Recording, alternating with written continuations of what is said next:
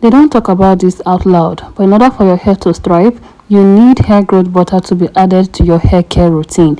Let me show you all how I make my own hair growth butter that helps my hair grow. Number one, you need to measure out all your ingredients. And over here, I'm using different herbs to make mine. Then added in my shea butter and carrier oil such as extra virgin olive oil, castor oil, and coconut oil.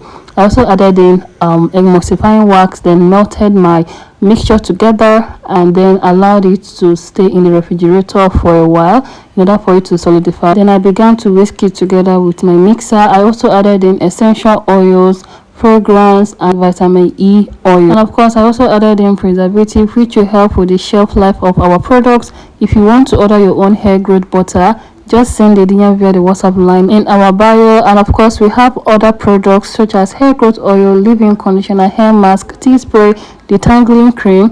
Anything you want concerning hair growth, we have it covered up for you. So all you just have to do is to send a DM and we'll get back to you as soon as possible. See you in our next upload.